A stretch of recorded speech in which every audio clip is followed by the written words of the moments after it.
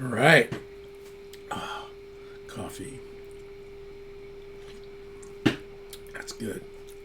Um, so you can't see the knobs at all on the rectifier, really, or the Marshall. It's kind of like dark in here, and I'm kind of blind. So we got some tape in there, man. Let's see if I can. I don't know how to do this. Green. Yeah, there you go. Look at that.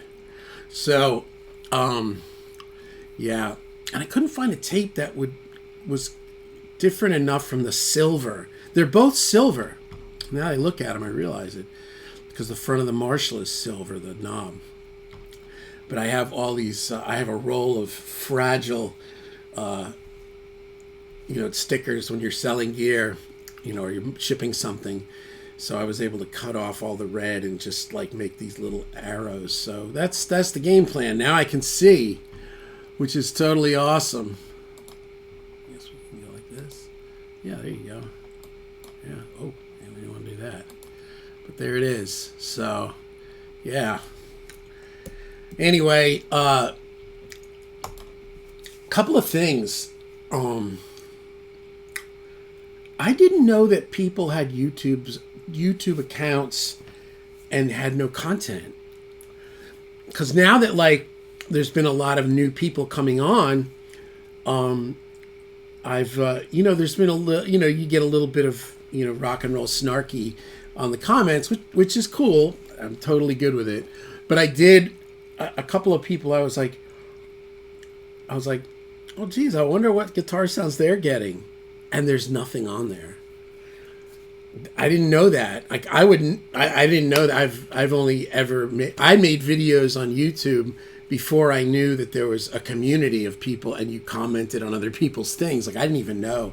I just started making videos. I don't know why. My friend was doing it, and I started putting up the amp videos and guitar videos, and I didn't know that whole world existed. But anyway, there are a lot of people that don't put out videos, which is so strange to me.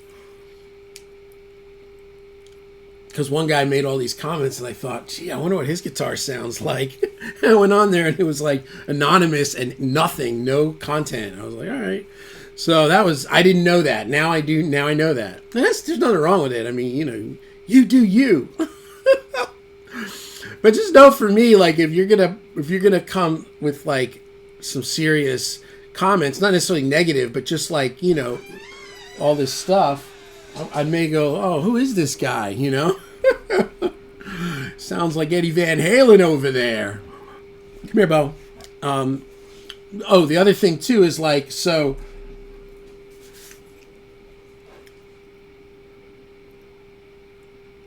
I was like, wow, I wonder if I can get these effects to sound as good as like my Mobius, because I've had some struggles with the Axe effects not being quite having enough mojo for my taste. Like the Mobius is like a mojo machine. It's sometimes overkill. You got to really watch the mix on it. But I did get in here this morning, and I was like, oh, let me knock this out before I move on and move away from this trip that we've been on. And I was able to get a lot of the Axe effects sounding better. I don't have a guitar open. I've been working on other things, but a couple in particular are. I got the chorus sounding nice. I got the phaser sounding nice. I'm not really a phaser guy. I worked on the rotary. The rotary I didn't like the factory default. It was too like. So I worked on that, and it's a lot better. And I also worked on a. I didn't. It's nothing but. The trem. So that's one thing. The trem in the Mobius is just. It's like an injection of amazing sound, or like the trem in the Flint. But I had this thing. I think it was set for not sine. It was, I'm trying to remember before I look. Triangle? Yeah, it was a triangle. And it was like it was, I guess I could hear that, like, it felt like that, where the sine is more like what I like in trem. So I got a really nice trem sounding. And I did get the chorus sounding nice here. You know, I'm using the CE2, and I think I boosted up a hair of rate and a hair of mix from the default. And it really was nice, but then because I was playing clean through the rectifier.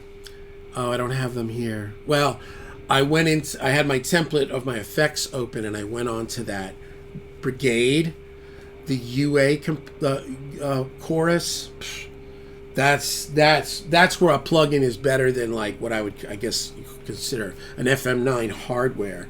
Way like that. That's what I'm going to be using for chorus. So, and I also went into the Helix. You know, I have a Helix on my template. You know, not as amps, but just for the effects. And I got a couple of nice. The Helix is a little more guitar-y to me. Like, it adds like a little bit of stank to things, but the chorus is nice. The trem is nice. I tried a couple of other things, so that's it. I'm really happy with where it's at. I don't know if I'm going to sell my 77. I don't know really if I'm going to use it anymore. I don't know. I don't know. I don't know. I don't know if it really has a place here anymore. I made a lot of records with it. But the 800 is more versatile to me. It's more versatile. When you clean it up, I like it better than the 77 cleaned up. And it goes heavier, and it's 100 watts, so it's got more like low end if you want more. And it's got an effects loop, so that's where we're at. What else? I know there was one other thing. I can't remember. Oh, so like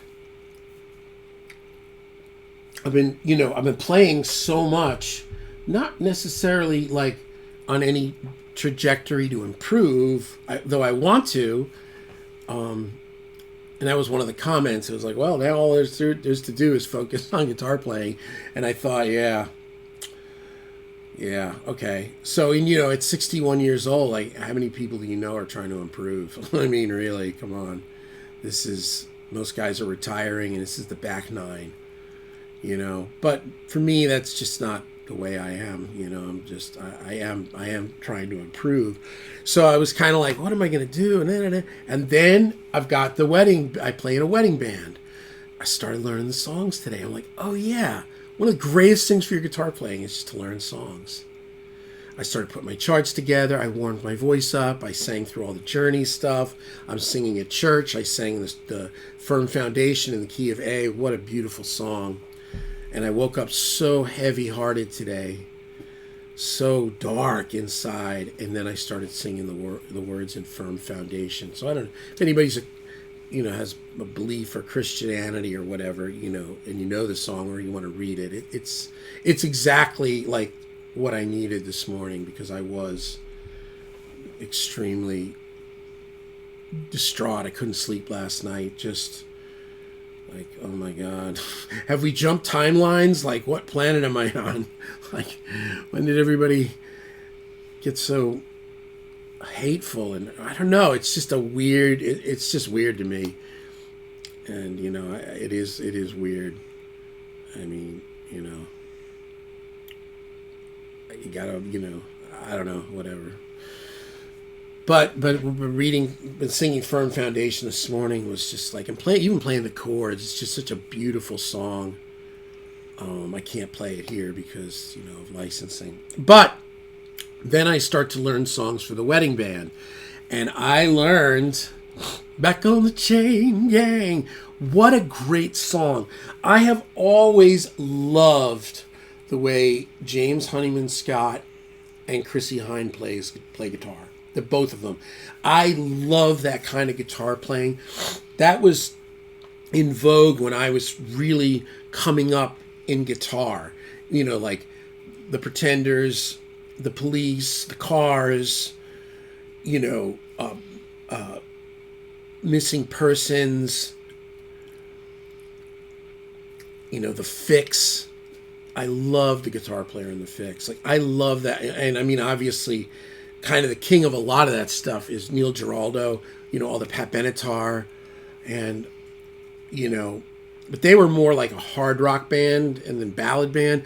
These other bands are kind of these middle bands. Like the Pretenders, just I mean, Brass and Pocket is to me like that's like the holy grail of like how to do it. The guitar sound, the playing, the voicings against her voice, and just, you know, the drums and bass, like just killer. But learning, you know, back on the Chain Gang, like that song never really, it was never my thing either way. I was definitely more Brass and Pocket, but learning it today was just beautiful, man. I don't quite have the strumming yet. It's tricky. See, even when you're not plugged in, you have to have it in the right pickup. Gotcha. You do. It's like, see, it talks about being an E minor 7, but it really sounds to me like a G with a B in the bass. I'm not really hearing the E. You hear the E in the verse, you know.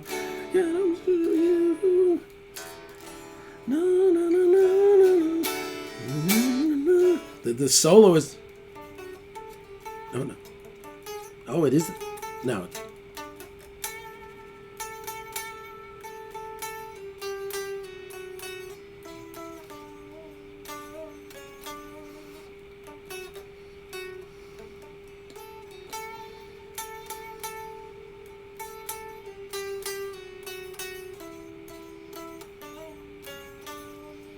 Yeah.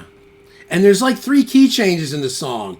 It goes like E and with B's, and this is a great song. So anyway, so I don't have to think about what I've got to focus on for the next 3 weeks on how to improve my guitar playing. It's already baked into my life. September 4th, I'm going to be in Kentucky.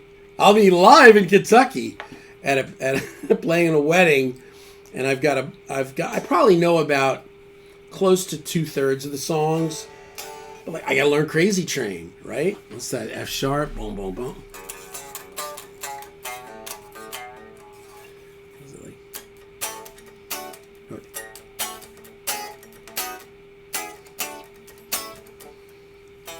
I can't remember it. I used to play when I was a kid.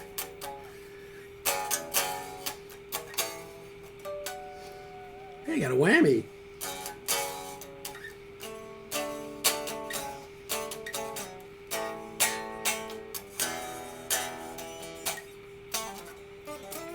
I gotta learn it. I'll learn it. But anyway, I just want to put that out there. Trying to, you know, and I, like one of my friends who's a big time algorithm human being. I talked to her last night and I'm like, yeah, I said, all of a sudden there's like all these hits, and she's like, oh, you're doing this and you should do that. And she's like, you got to get more on, you can get more on the algorithm. I'm like, oh no, man, I don't know. Am I like algorithm kind of material? Not sure. Yeah, there it is. Back in the Chain Gang. God.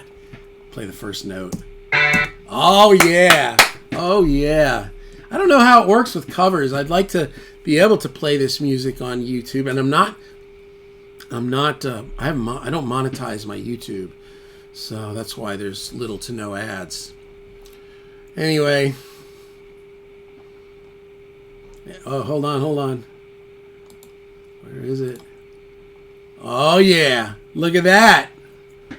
Look at that. Even the Marshall. Because I realized I can't see the Marshall. And because the other two have chicken heads. You know, chicken, whatever you call them. Chicken head knobs or whatever. You know, the Matchless and the Bogner, boy. They're definitely, their game is improved over the other two. I mean, especially a rectifier. I mean, how can you imagine being live and then like, hey, I want to do this. I guess you get used to it. Yep. That's it.